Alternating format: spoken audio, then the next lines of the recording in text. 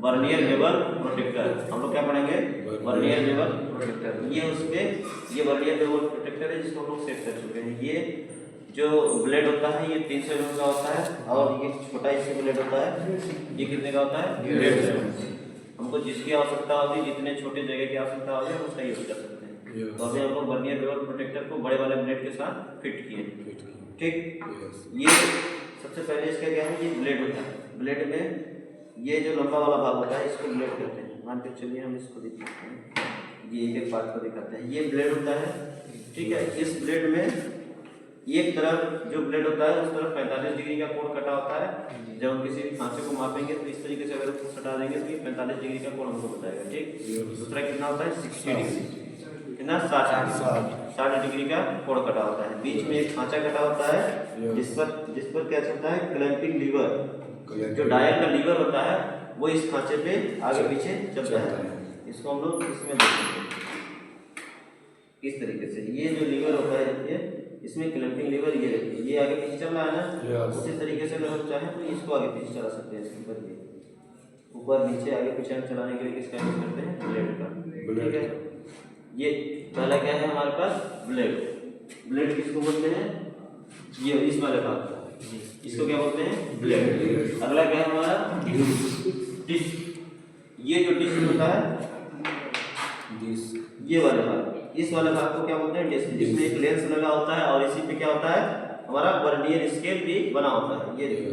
ये जो घूम नहीं रहा है फिक्स है। इस तरीके से ये गोला वाला भाग है ना, ये घूम नहीं रहा है, ये फिक्स है।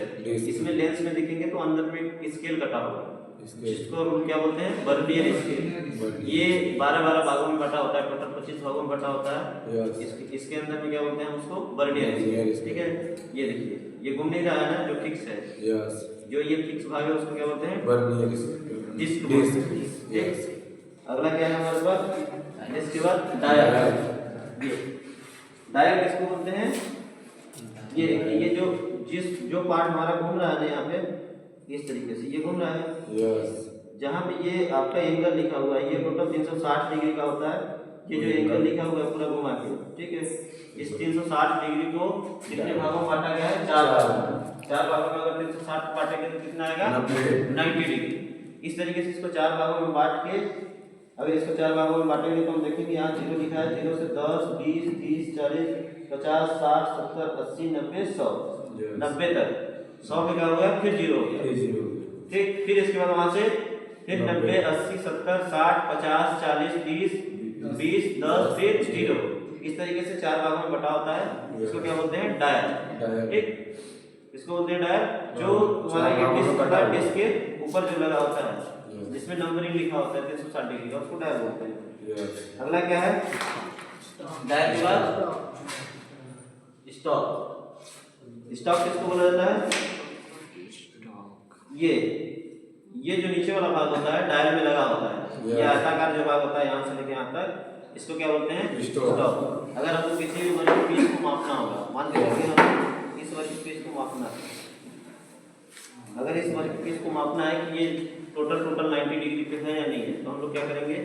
इसको यहाँ से इस तरीके से सटाएंगे।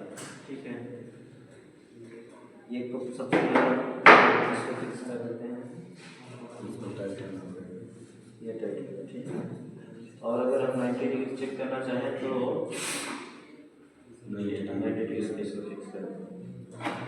अब इसको देखते हैं ये 90 डिग्री है, ये पूरा चिपक रहा है ना, इधर भी सट रहा है इधर भी सट रहा है, मतलब ये हमारा 90 डिग्री का ट्रायंगल सही है। आया समझ में? इसमें भी देखिए, इसमें दिख रहा होगा, दिख रहा है 90 डिग्री पे जो जीरो है ना 5 डिग्री, जो 5 मिनट का है 1/12 जहाँ पे लिखा है वो कहाँ पे है? 90 पे। ठीक है ना? और इसको सटा के देख रहे हैं हम लोग 0 बता रहा है, दिख रहा है ना? इसको क्या बोलेंगे हम लोग? 90 डिग्री पे है, ये मतलब सही है। ठीक, तो इस वाले भाग को क्या बोलते हैं? स्टॉक। ठीक है, अगला क्या है? Locking screw. इसमें 2 प्रकार के लॉकिंग स्क्रू लगे होते हैं।